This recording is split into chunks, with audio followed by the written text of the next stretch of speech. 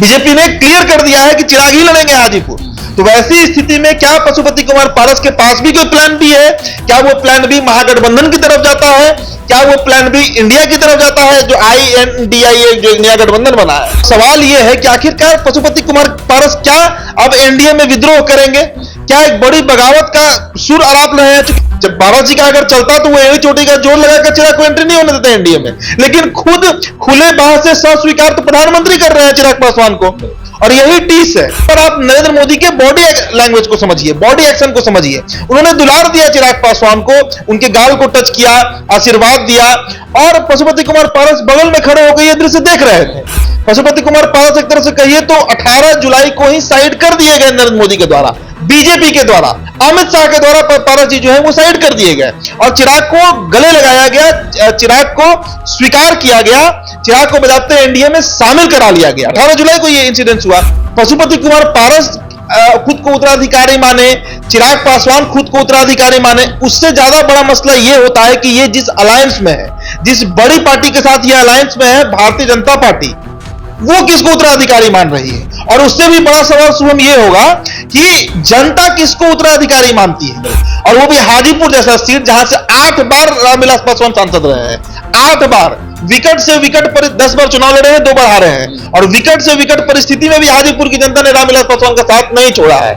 मतलब रामविलास पासवान के उत्तराधिकारी, रामविलास पासवान के लेगेसी विरासत के उत्तराधिकारी, रामविलास पासवान के पूरे पॉलिटिकल अचीवमेंट के उत्तराधिकारी, रामविलास पासवान का जनाधार का उत्तराधिकारी, सब कुछ पशुपति कुमार पारस है। 18 जुलाई को एनडीए की बड़ी बैठक दिल्ली में होती है और तस्वीरें सामने आती हैं कि चिराग पासवान अपने चाचा पशुपति पारस के पैर छू रहे हैं, और उसके बाद खबर यह तैरने लगती है कि क्या पशुपति पारस यानी कि चिराग के चाचा जो हैं वह चिराग की बातों को मान चुके हैं। और बाद में फिर से पारस का बयान आता है कि हाजीपुर सीट जो है वह मेरी पारंपरिक सीट है और मैं जो हूं राजनीतिक वारिस हूं रामविलास पासवान का। और इसके बाद फिर यह खबर चलने लगती है कि चिराग पासवान और पशुपति पारस में जो मनमुटाव है वह अभी तक चल रहा है। मेरे साथ मेरे सहयोगी उदित तारियन है। लगातार पारस का बयान आ रहा है कि मैं हाजीपुर सीट लड़ूंगा, उधर से चिराग पासवान जो हैं बयान देते हैं कि यह मेरी सीट है, मेरे पिता की सीट है, तो मैं इसका असली हकदार हूं। क्या कुछ कहेंगे पारस और चिराग के इस विवाद को लेकर? देखिए, पशुपति कुमार पारस का ये दूसरी बार बयान आया है। पहले तो उन्होंने बजाते प्रेस कॉन्फ्रेंस किया जिसमें उन्होंने पत्रकारों की गलतफहमी दूर किया गया। पशुपति कुमार पारस ने प्रेस कॉन्फ्रेंस करके पत्रकारों की गलतफहमी दूर की कि आप इस गलतफहमी में मत रहिए कि हाजीपुर सीट से चिराग पासवान चुनाव लड़ेंगे, और ना तो इस गलतफहमी में आप रहिए कि मेरे रिश्ते यानी पशुपति कुमार पारस के रिश्ते जो हैं वो चिराग पासवान से सहज हो गए हैं। अब पुस्तक विमोचन था पटना में कल, वहां पर भी पशुपति कुमार पारस ने एक बार फिर उसी बात को दोहराया, और इस बार उन्होंने एक नया बात जोड़ा उसमें। उन्होंने कहा कि हाजीपुर सीट से तो हम चुनाव लड़ेंगे ही, रिश्ते तो हमारे चिराग पासवान से अच्छे नहीं हुए हैं।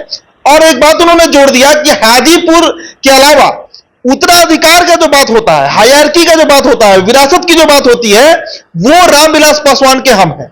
मतलब रामविलास पासवान के उत्तराधिकारी, रामविलास पासवान के लेगेसी विरासत के उत्तराधिकारी, रामविलास पासवान के पूरे पॉलिटिकल अचीवमेंट के उत्तराधिकारी, रामविलास पासवान का जनाधार का उत्तराधिकारी, सब कुछ पशुपति कुमार पारस है। ये उन्होंने कहा है। उत्तराधिकारी का मतलब सब कुछ हो जाता है। अब सवाल है कि उत्तराधिकारी है कौन? और पशुपति कुमार पारस खुद को उत्तराधिकारी माने, चिराग पासवान खुद को उत्तराधिकारी माने, उससे ज्यादा बड़ा मसला यह होता है कि ये जिस अलायंस में है, जिस बड़ी पार्टी के साथ यह अलायंस में है, भारतीय जनता पार्टी, वो किसको उत्तराधिकारी मान रही है। और उससे भी बड़ा सवाल शुभम यह होगा कि जनता किसको उत्तराधिकारी मानती है।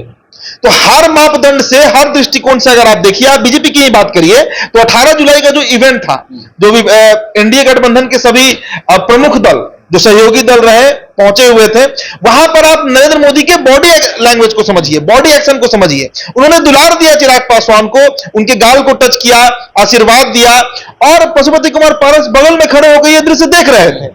पशुपति कुमार पारस एक तरह से कहिए तो 18 जुलाई को ही साइड कर दिए गए नरेंद्र मोदी के द्वारा, बीजेपी के द्वारा, अमित शाह के द्वारा पारस जी जो है वो साइड कर दिए गए और चिराग को गले लगाया गया, चिराग को स्वीकार किया गया, चिराग को बजाते एनडीए में शामिल करा लिया गया। 18 जुलाई को ये इंसिडेंस हुआ। तो अब इसके बाद आप कैसे कह सकते हैं, अगर पारस जी कह रहे हैं ये बात कि मैं उत्तराधिकारी हूं, मैं हाजीपुर से लड़ूंगा, तो सवाल यह है कि आखिरकार पशुपति कुमार पारस क्या अब एनडीए में विद्रोह करेंगे, क्या एक बड़ी बगावत का सुर आलाप रहे हैं? क्योंकि खुद ही देखिए, आप तरह से कहिए तो ये दुरंगी बात हो रही है, दो तरह की बात पारस खुद कर रहे हैं। एक तरफ कह रहे हैं कि हम चट्टानी एकता के साथ बीजेपी के साथ खड़े हैं, और एक तरफ आप उसी बीजेपी के फैसले के खिलाफ आप जा रहे हैं। बीजेपी ने ही फैसला लिया कि भाई चिराग एनडीए में आएंगे, आप तो नहीं चाह रहे थे। पारस क्यों चाहेंगे कि चिराग जो है वो एनडीए का हिस्सा बने? जब पारस जी का अगर चलता तो वो यही चोटी का जोर लगाकर चिराग को एंट्री नहीं होने देते एनडीए में, लेकिन खुद खुले बाह से स्वीकार तो प्रधानमंत्री कर रहे हैं चिराग पासवान को, और यही टीस है। तो अब इसके बाद एक ये भी सवाल है कि क्या खुद बीजेपी के सुर में सुर मिलाने वाले पशुपति कुमार पारस आने वाले दिनों में बीजेपी के खिलाफ हो जाएंगे? क्या पशुपति कुमार पारस हाजीपुर में एनडीए प्रत्याशी चिराग पासवान के खिलाफ चुनाव लड़ेंगे? यह भी हो सकता है। और जहां तक उत्तराधिकार का बात है, देखिए अब उत्तराधिकार पे चूंकि चर्चा है, तो कभी भी किसी भी परिस्थिति में किसी भी व्यक्ति, चाहे वो किसी भी क्षेत्र का हो, व्यापार हो, फिल्म इंडस्ट्री हो, पॉलिटिक्स हो, क्रिकेट हो, मीडिया इंडस्ट्री हो, कहीं भी आप कुछ भी काउंट कर लीजिए, हमेशा किसी भी व्यक्ति का उत्तराधिकारी उसका अपना जो वारिस है वही होता है। हाजीपुर की जनता भी यही कह रही है। हाजीपुर की जनता, आप लोग तो गए थे अभी, एक दिन रह के आए हाजीपुर में जनता वहां की कह रही है, सैकड़ों लोग सड़क पर बैठे लोग कह रहे हैं इस बात को कि अगर उत्तराधिकारी कोई है तो भाई जिसका जन्मल है, रामविलास पासवान से का जो वारिस है, उनके जो शरीर से जो जन्म लिया जो व्यक्ति चिराग पासवान है, वही होंगे वारिस, और कौन हो सकता है? और आप शुरू से मतलब एक आप समझिए कि हिंदुओं में एक प्रथा है कि पिता के निधन के बाद घर का जो मुखिया होता है उसको मुरेठा बांधा जाता है, जब श्राद्ध होता है 10वां या 13वां के दिन। वो एक रिचुअल्स है हिंदुओं में। उस दिन भी बड़ा बेटा के, और देखिए बेटा में भी कौन बड़ा बेटा, 5 भी, अगर किसी का 5 पुत्र भी है तो उसमें पहला उत्तराधिकार बड़ा बेटा का होता है। तो एक रिचुअल्स होता है जिसमें आप देखिए कि मुरेठा बांधा जाता है, मतलब बाप का जो एक पूरा दायित्व था, जो जिम्मेदारी था, जो लेगेसी था, वो बड़े बेटे के सर पे डाल दिया जाता है, उसमें भाई को नहीं दिया जाता है। तो इस कल्चर से भी आप समझ सकते हैं कि हिंदू और किसी भी धर्म में आप जाइए तो वहां पर जो आपका अपना औलाद है, जो आपका एक मतलब जिसको आप बर्थ किए, वो व्यक्ति ही आपका उत्तराधिकारी होता है। भाई को आप हिस्सा दे सकते हैं, वो शेयर ले सकते हैं, अगर आपको बहुत प्रेम है तो, जो रामविलास पासवान को था, इसमें कहीं दो राय नहीं है। अगर नहीं होता तो रामचंद्र पासवान 1999 या 2004 में समस्तीपुर सांसद नहीं बनते। 2014 और 2019 में भी चुनाव लड़े और जीते, रोसड़ा से थे, माफ कीजिएगा, 1999 और 2004 में रोसड़ा से वो सांसद थे, और 2014 और 19 में वो समस्तीपुर सांसद बने। ये भाई प्रेम था रामविलास पासवान का। और एक बात आप और मार्क कीजिए, अगर पशुपति कुमार पारस से रामविलास को उतना ही सेंटीमेंट रहता तो 2019 में उनको लोकसभा क्यों लड़ाए? बिहार में ही रखे पशुपति कुमार पारस को रामविलास शुरू से। अगर उनको संसद बनाना ही होता सांसद, तो वो पहले भी बना सकते थे जब रामचंद्र पासवान को उन्होंने बनाया। लेकिन पशुपति कुमार पारस को रामविलास पासवान पहली बार लड़वाते हैं लोकसभा का चुनाव 2019 में, और वो तब लड़वाते हैं जब चिराग पासवान, मतलब उनका जो एक उत्तराधिकारी था रामविलास पासवान का, वो सांसद बन चुका था और दोबारा वो चुनाव लड़ने जा रहा था। तो इससे भी आप समझ सकते हैं कि उत्तराधिकार की जो लड़ाई है, अब यूपी में ही देखिए ना, शिवपाल यादव कितना भी हाथ पछपटाते रह गए, सीएम कौन बने? अखिलेश यादव बने। आप महाराष्ट्र चलिए, बाला साहब ठाकरे को पता था कि उनका असली उत्तराधिकारी चरित्र से, कैरेक्टर से जो है वो राज ठाकरे हो सकता है, लेकिन पुत्र मोह कि फिर उद्धव ठाकरे को बनाया गया, और वही उद्धव ठाकरे का दिन है कि पूरी शिवसेना बर्बाद हो गई। शरद पवार को आप ले लीजिए, अजीत पवार वाला मामला देख लीजिए वहां पर, तो कुल मिला जुला कर ऐसे कई एग्जाम्पल हैं देश में। अगर आप इंदिरा गांधी की ही बात कीजिए तो इंदिरा गांधी के कैरेक्टर से मिलता उनका जो बेटा थे वो संजय गांधी थे। राजीव गांधी से बहुत ज्यादा उनमें पोटेंशियल था, राजपाट चलाने का, एडमिनिस्ट्रेशन का, सब कुछ का, लेकिन राजीव गांधी बने जो कि वो बड़े बेटा थे। तो एक घर में ही आप समझ लीजिए कि बड़ा बेटा ही उत्तराधिकारी बना वहां पर। तो इसी से आप अंदाजा लगा लीजिए शुभम कि इतिहास क्या कह रहा है। इतिहास तो यही बात कह रहा है ना बार बार कि हमेशा उत्तराधिकारी जो होता है वो बेटा होता है, और वो भी अगर एक बेटा है तब, और अगर 4 बेटा है तो उसमें बड़ा बेटा उत्तराधिकारी होता है। तो ये तो बेतुका लड़ाई ही चल रहा है लोजपा में, दोनों पार्टियों में, राष्ट्रीय लोक जनशक्ति पार्टी हो या लोजपा रामविलास हो, कि उत्तराधिकारी कौन है। उत्तराधिकारी हमेशा रामविलास पासवान के, चिराग पासवान ही रहेंगे। ये बात मेरे कहने या नहीं कहने से कोई फर्क नहीं पड़ रहा है, ये सच्चाई है और ये आप कहिए कि एकदम नितांत सत्य है, अकाट सत्य है जिसको काटा नहीं जा सकता है। पशुपति कुमार पारस की दावेदारी ठीक है, कर रहे हैं, लेकिन उत्तराधिकार का अगर बात करेंगे तो वो चिराग पासवान हो। एक बात और आती है लोकप्रियता की, कम समय में चिराग पासवान पारस से ज्यादा लोकप्रियता बना लिए हैं और भली भांति हाजीपुर की जनता और कहीं ना कहीं एनडीए भी ये बात जानती है, इसके विषय में क्या कहें? देखिए, पशुपति कुमार पारस लोकप्रिय कभी थे ही नहीं और वो लोकप्रिय है भी नहीं, और अब क्या होंगे, तो 70 पार कर चुके हैं। लोकप्रियता अगर उस पार्टी में एक व्यक्ति की रही, वो रामविलास पासवान थे। सिर्फ रामविलास पासवान ही वो नेता थे जिनके चलते पूरे बिहार में पासवान समाज का जो एक सम्मान बढ़ा, जो एक इज्जत बढ़ा, वो सिर्फ रामविलास पासवान के चलते बढ़ा। और वही स्थिति आज चिराग पासवान की। आप चिराग पासवान की पार्टी को उठाकर देख लीजिए, मैं किसी नेता का नाम नहीं रखूंगा, लेकिन किसी नेता का अपना कोई अस्तित्व नहीं है अगर चिराग पासवान उस पार्टी में ना रहे। एक अरुण बाबू को छोड़ दिया जाए, क्योंकि वो जहानाबाद सांसद रहे हैं और काफी तजुर्बा है उनके पास, इनके अलावा और कोई बहुत आपको बड़ा कद का नेता नहीं दिखेगा। तो पशुपति कुमार पारस का तो मतलब, पशुपति कुमार पारस हो या रामचंद्र पासवान हो, इनकी पूरी उपलब्धि जीवन भर की यही रही कि रामविलास पासवान के भाई रहे।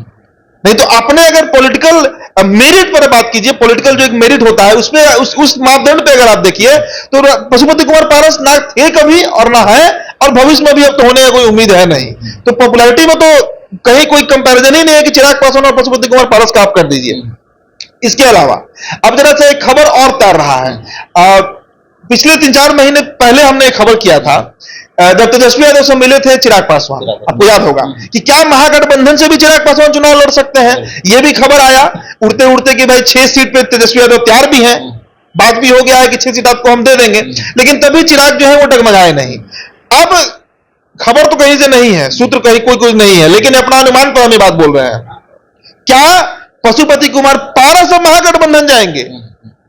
क्योंकि जितना दावा वो कर रहे हैं हाजीपुर सीट पर, एनडीए तो उनको टिकट नहीं देगी, निर्दलीय लड़ने की स्थिति में वो है नहीं, तो ऑप्शन एक ही बचता है महागठबंधन। तो क्या महागठबंधन से अब पशुपति कुमार पारस जो है वो टिकट लेने का उम्मीद कर रहे हैं? क्या उनकी बात चल रही है? क्योंकि स्वर तो उनके विद्रोह के हैं, तो ये भी एक चर्चा होना चाहिए ना इसके ऊपर कि क्या अब महागठबंधन के टिकट पर पशुपति कुमार पारस हाजीपुर लड़ना चाह रहे हैं चिराग पासवान के खिलाफ?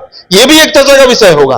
कोई सूत्र नहीं है, सूत्र के हवाले से नहीं, अपना अनुमान, क्योंकि जितना दावा वो हाजीपुर पे कर रहे हैं लग रहा है कि वो लड़ेंगे ही लड़ेंगे, और बीजेपी ने क्लियर कर दिया है कि पारस जी वहां से चिराग ही लड़ेंगे।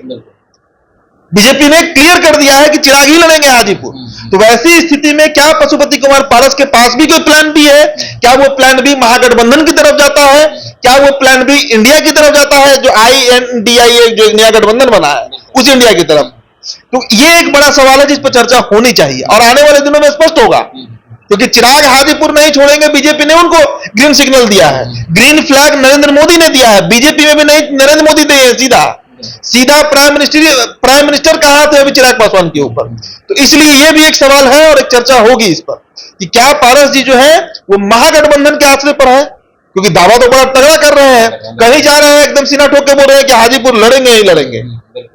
यह भी एक चर्चा होगा। अच्छा, एक और सवाल होता है कि अगर चाचा भतीजा आमने सामने हो जाएंगे तो अगर तीसरा कोई चेहरा उनके मतलब विरोध में आता है या फिर कोई तीसरा चेहरा हाजीपुर से आता है, जैसे जनता का कहना था कि तीसरे चेहरे को भी हम सपोर्ट कर सकते हैं, चाचा भतीजा आमने सामने अगर होंगे तो तब क्या समीकरण बनेगी?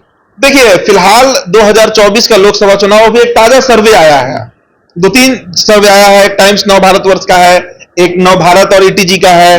तो इस तरह के सर्वे आ रहे हैं जिसमें जो सर्वे जनवरी के महीना में बीजेपी को बिहार में 15 सीट दे रहा था वो आज 25 सीट दे रहा है। मतलब गठबंधन का असर अब दिख रहा है। उपेंद्र कुशवाहा, चिराग पासवान, जीतन राम मांझी, इनका एक अपना जो गठबंधन हुआ और पीएम की अपनी क्रेडिबिलिटी, नरेंद्र मोदी का अपना जो एक विश्वसनीयता इस देश में है, वो उसके चलते आज प्रभाव धीरे धीरे एनडीए का बिहार में बढ़ रहा है। तो इसमें अब कहीं, अब कल का जो सर्वे था उसमें बताया गया है कि 7 सीट जेडीयू को आएगा, 7 सीट राजद को आएगा और 2 सीट कांग्रेस को आएगा, 16 सीट इनको आएगा, 24 सीट एनडीए को आएगा। और वो भी हाजीपुर जैसा सीट जहां से 8 बार रामविलास पासवान सांसद रहे हैं, 8 बार विकट से विकट पर 10 बार चुनाव लड़े हैं, 2 बार हारे हैं, और विकट से विकट परिस्थिति में भी हाजीपुर की जनता ने रामविलास पासवान का साथ नहीं छोड़ा है। जिस बार लगा कि नहीं निकल पाएगा उस बार भी सीट निकला है रामविलास पासवान का, तो वो एक वोट इनका बना हुआ है। जो हाजीपुर की जनता इनको देती है, और उसमें बीजेपी का साथ है। बीजेपी अगर एनडीए के साथ हो जाए तो बीजेपी का वोट बैंक अपना एक बड़ा वोट बैंक है। आज बिहार देश की सबसे बड़ी पार्टी है, सबसे ज्यादा वोट बैंक अगर किसी के पास है तो वो बीजेपी के पास है। तो ऐसे में पारस जी कहीं टिकेंगे नहीं अगर लड़ते हैं चिराग के खिलाफ तो। और जो थर्ड प्रत्याशी का बात कर रहे हैं वो निर्दलीय ही आएंगे, क्योंकि महागठबंधन और एनडीए तो आमने सामने है, तो तीसरा प्रत्याशी का कोई बहुत स्कोप बचता भी नहीं है। तो हर स्थिति में चिराग पासवान के लिए दोनों हाथ में लड्डू है। हाजीपुर से कोई लड़े, चाहे पारस लड़े या कोई अन्य प्रत्याशी महागठबंधन का लड़े, ये हम दावा नहीं करते हैं कि जीत सुनिश्चित है, लेकिन लगभग सुनिश्चित है, ये हम कह सकते हैं। चलिए, तो चिराग पासवान जो है वो हाजीपुर से लड़ेंगे और एनडीए का भी साथ उन्हें मिलता दिख रहा है। जैसा सहयोग जी ने कहा कि दोनों हाथ में चिराग पासवान के लड्डू है, और कहीं ना कहीं हाजीपुर में हम लोगों ने कवर भी किया है, तो हाजीपुर जो है चिराग पासवान के फेवर में जाता हुआ दिख रहा है। वहां की जनता जो है चिराग पासवान की बात कर रही है, उन्हें चाह रही है और कह रही है कि हमारा नेता जो है चिराग पासवान जैसा हो। और अब तो ये नारे भी लगाए जाते हैं कि बिहार का मुख्यमंत्री कैसा हो, चिराग पासवान जैसा हो। उनके समर्थक लगातार जो है नारे भी लगाते हैं। तो हाजीपुर सीट के बारे में आपके क्या विचार है? चाचा भतीजा जिस प्रकार आमने सामने है, आप किसे सपोर्ट कर रहे हैं? अभी हमारे कमेंट बॉक्स में बता सकते हैं। देखते रहिए बिहार टॉप।